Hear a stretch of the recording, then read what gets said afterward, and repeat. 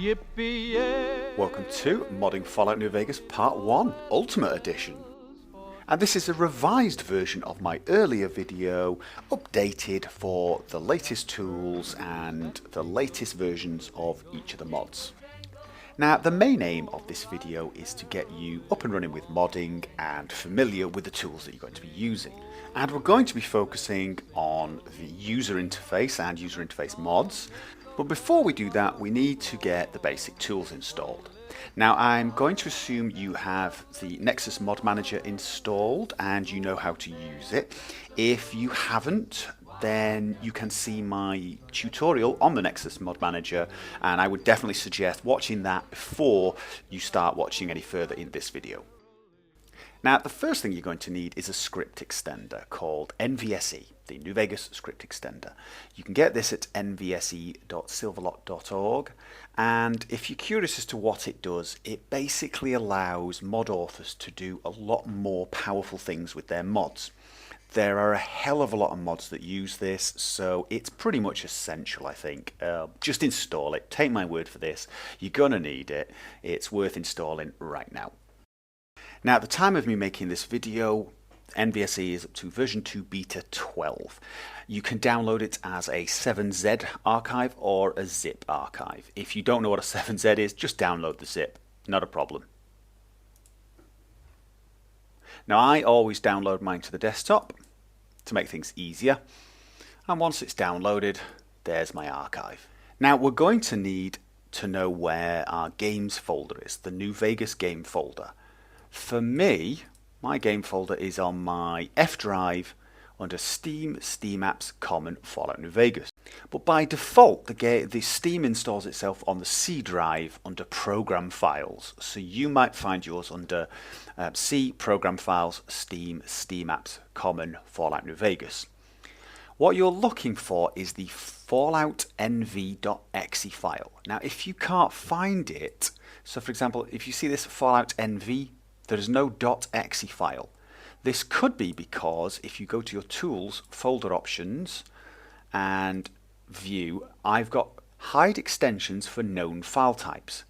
If you deselect that and hit Apply, and then click OK, you'll now notice when you go back to the folder, I've got falloutnv.exe and falloutnv.ico. That's icon. I actually suggest you leave it like this. If you had those hidden, I suggest you keep them visible. It's useful to know exactly the type of files at a glance. But that's the file you're looking for, falloutnv.exe. If you find that file, you have found your game folder. And to install NVSE, you simply select all of these files that begin with NVSE and copy them into this folder. There you go. And that's it. Now, you used to have to start the game from the NVSE loader to get the game to run with NVSE active, but it seems that is no longer the case. I can now run this either by double-clicking the NVSE loader, which starts the game up immediately, or running the game exactly as you would normally do. So watch what happens when I run the game normally. And so my game has started up, and I'm just going to double check that NVSE is working. And the way you can do this is to open the console. Now, to open the console in the game, you press the tilde key. For international keyboards, it's the key to the left of the 1 key. I believe it's the same on the American and the British keyboard as well, but I'm not sure. I don't have one of those in front of me. But if you press that, you'll see a little, you see down here, a little line appear. This is your command prompt. And then you just type in get NVSE version and press the enter key. And it says NVSE version 2, so I know NVSE is running. Press the same tilde key or the key next to the left of the 1 key again to get rid of the console. And now I've got NVSE running. Now, if for some reason you didn't get NVSE running that way, then what you can do is you can run the game from the NVSE loader. Now, the simplest way to do this so it's not annoying is to create a shortcut, then drag this shortcut to your desktop. You can then close this and run the game from there. Now it's not a very nice icon, so I'm going to change this. First of all, I'm going to rename this to Fallout New Vegas, and then I'm going to write NVSE, so I know I'm running it in NVSE mode, and then I'm going to click on Properties. I'll do that slowly. I right click, I hit Properties, I then hit Change Icon, and I then hit the Browse button. Now what you're going to be looking for is your Steam Games folder. For me, it's under my F folder, my F drive, which is where I store all my games. Again, for you, it could be something like the C drive, Program Files, Steam Games. But go in there and you should find icons for all your Steam games. Pick an appropriate icon. I'm going to pick this one and use it. Apply and OK. And as you can see, I now have Fallout NVSE, and when I double click this, it will actually bypass the launcher completely. So in actual fact, you may even want to do this even if it will run NVSE the normal way, because this is actually a faster way of getting in game. I double click this and it goes straight in game. The other way to run the game in NVSE mode is from the Nexus Mod Manager. I guess in theory, if you run the game from the launch Fallout New Vegas, it should run in NVSE mode anyway, as things work. But if that doesn't work for you, the Nexus Mod Manager actually has another option, which is Launch NVSE, and it will go straight to the NVSE launcher. So you have two options here. Try whichever one works for you. So now we're actually ready to start modding our game. And the first mod I'm going to suggest you install is the Darnified UI, or the Darnified User Interface. Now the Darnified User Interface is just a very nice, elegant, and above all small user interface that is very popular for this game. But some people are reluctant to install it because it does require a little bit of manual editing in the ini files, which I am going to cover. Now you'll find this mod on the Bethsoft forums. I will provide a link. And if you go along to the first post, this is actually by the mod author, there is a section called Downloads where you will find DUINV test version 4. Save that link somewhere. I've saved it to my desktop, as you can see. Keep this page handy for later on. There's the archive. Now this archive is a 7-zip archive, and you can open it with WinRAR or 7-zip if you like, but you don't actually need to. Open up Nexus Mod Manager and go to the Mods tab. Now I've got a lot of mods already done here. I've uninstalled as many of them as I can for this tutorial. You probably won't have very many at the moment. Don't worry about it. Just pretend they're not there. What you're going to do is add a faux mod. Basically, because this file is not uploaded to the Nexus site, you have to manually make this into a faux mod. Ordinarily, mods will be a lot easier to install than this. However, let's get this over with. Go along to Add Mod from File, click on it. Find the file you just downloaded, DUINVV04.7Z in my case. Open. Takes a few seconds, and then it's been added as a faux mod. Then, to activate this mod, I simply click the Activate button. Takes a few seconds and the mod has been activated. Pretty simple, right? Well, not quite. It's not quite finished, but I'm going to show you how we're doing. I'm going to start the game up.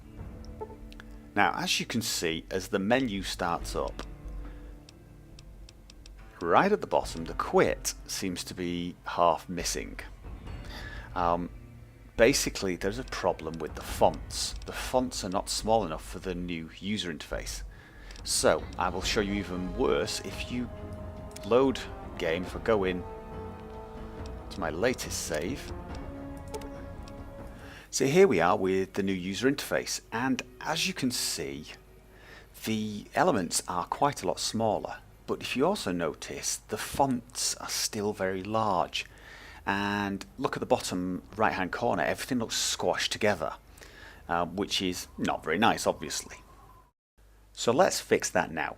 Now, if you remember, I told you to keep the download page open. You go to that now. and scroll up a little, you'll see a block of text with fonts above it in square brackets and then several lines. Okay, we're going to need that. What I want you to do is select the whole thing with your mouse, drag and select it, and copy. Right, we're just going to copy for now. Now, do you remember we talked about the game folder earlier? For me, it was Steam Apps Common Fallout New Vegas. It's where you put NVSE. You're going to go in there, same folder where the Fallout New Vegas.exe file was, falloutnv.exe, and you're going to find the Fallout default ini. Right click it and edit. It should bring up something like this. I'm then going to do edit, find, and I'm going to type in fonts.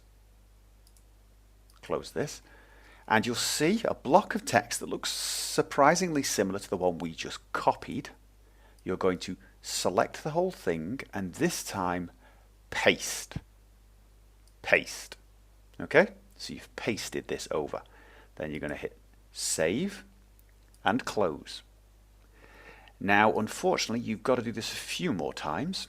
The next place you have to do is go to your Documents folder.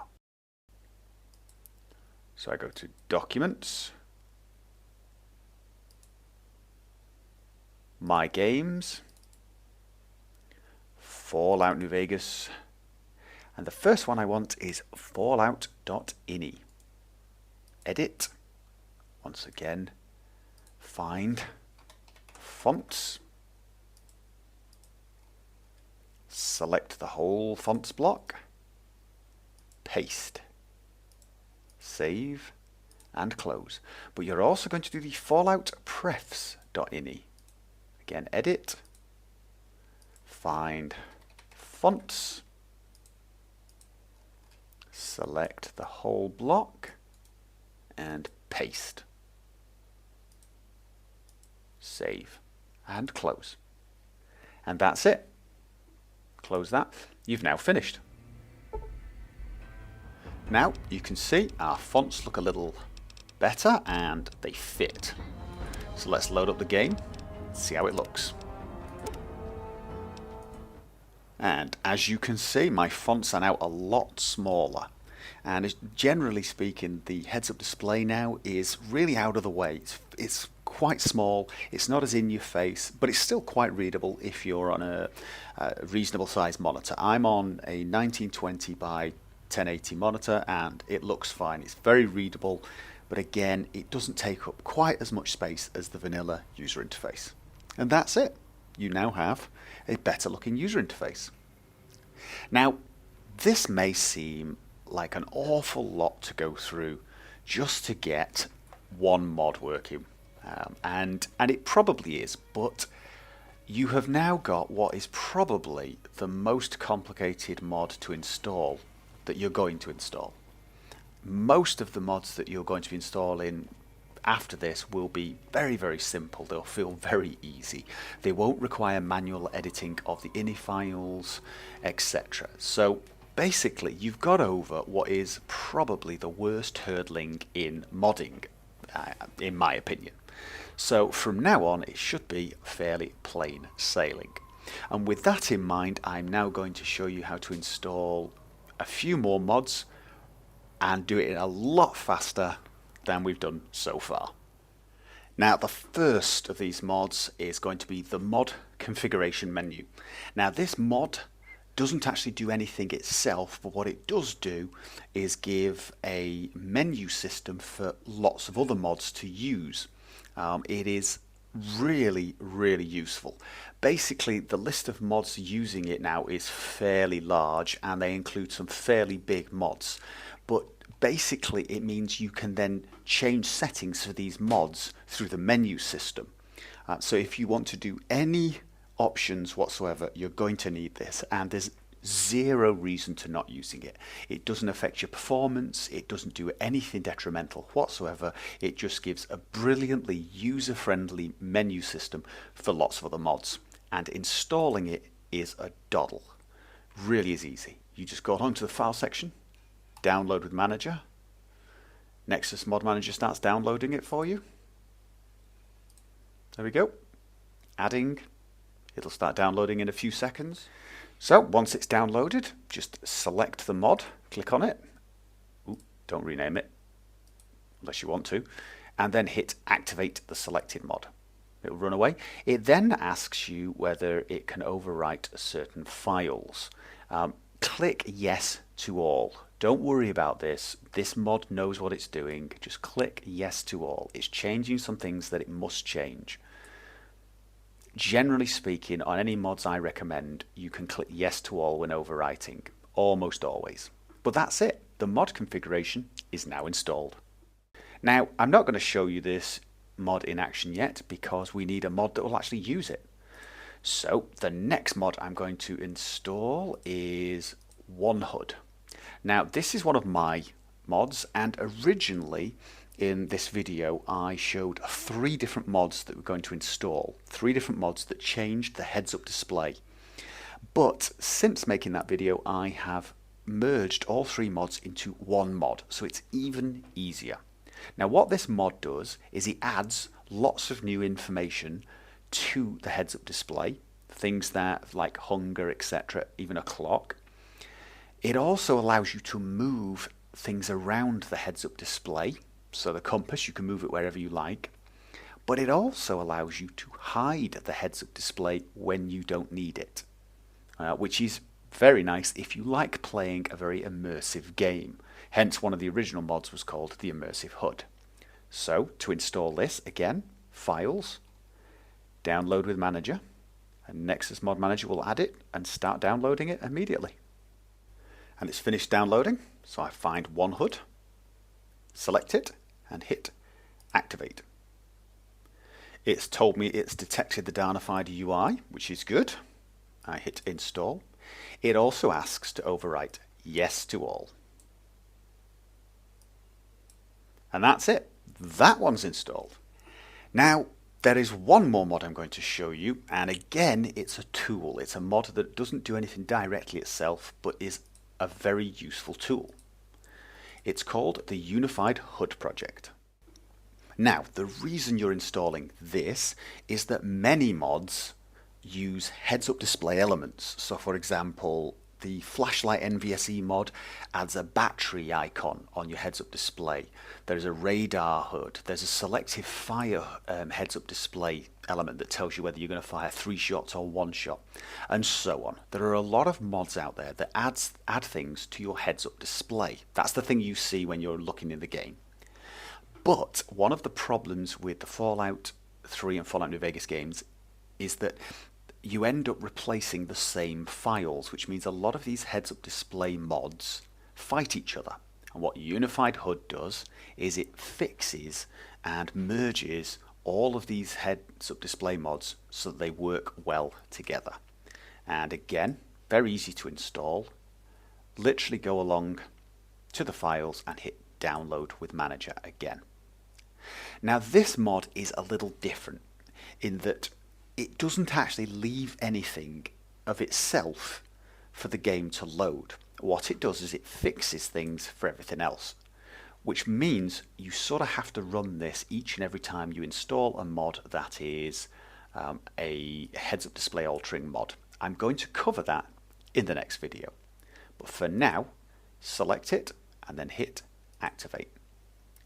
Now you'll get this little helpful menu, and what it's telling me it's doing is that it has detected a number of different mods. I suggest you do not change any of these. It's pretty good at detecting what you have and what you do not have, and I would also leave this checked. This is an advanced option for very advanced users, and I really can't imagine even advanced users actually ever needing to change it. So basically leave everything as it is. It's telling me it's detected a heads-up display mod and the mod configuration menu mod. So I'm going to hit install and then yes to all. And it's just rebuilding all the user interface files so that all those mods work with each other. And that's it. It's finished. And one last thing to check before you start the game is the plugins tab. on Nexus Mod Manager, check the Plugins tab. The Mod Configuration menu ESP sometimes gets installed and not selected. In fact, it always does for me. It might for you too. Make sure it is selected. I'm also going to drag mine up to just below my ESMs. You don't have to do that. I'm just manipulating my load order a little bit. I will cover that in another video. But for now, make sure that the oHUD ESM, the Mod Configuration menu ESP, and the Darnified UI NV ESP are all selected. Those are the ones you've installed in this video.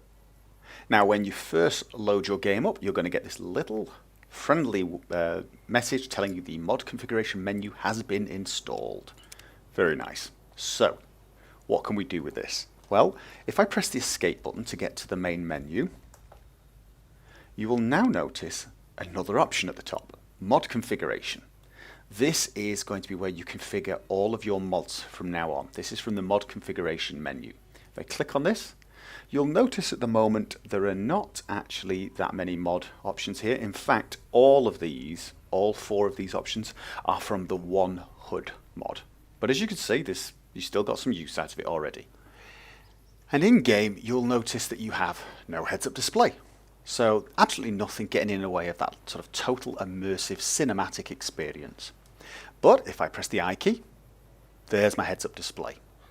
But it'll actually do more than that. If I draw the weapon now, I've just pressed the I key to make the heads-up display disappear, and I'm now going to draw my weapon. And immediately you'll see crosshair and ammo, weapon condition, etc. appear. The heads-up display turns things on as they are needed. So if you take damage, health shows. Yeah, as you use action points, your action points show, etc. And all of these things are completely customizable. You can customize them all totally. As you can see here, this is how I've set my heads-up display. I've moved a lot of items around. I've removed brackets from some. You can probably see that I've added a clock up in the top corner. You can see my nutrition, my weight, my radiation levels, etc. And again, I can turn them all off, and everything basically responds to whatever it is I'm doing and shows me what I need to see. It's all completely customizable from the Mod Configuration menu. So in the extra HUD, there are a lot of things I can turn on, move around, etc. I can set up everything from when things come on, how long they stay for, when they fade, etc. That's what the oHUD does for you. If you want full details for what oHUD does and how to use it, I have another video which I will link, and you can see all about it right there. And that's it for this video. I will be updating part 2 and releasing that pretty soon. And of course, I've got a lot of other videos. If you want to check them out, click on the link, go subscribe to the channel, etc. You're more than welcome. If you liked this video and enjoyed it, be sure to click the like button. I always appreciate that, and I hope I see you next time. They sing, oh, ain't you glad you're single? Jingle jangle. And that song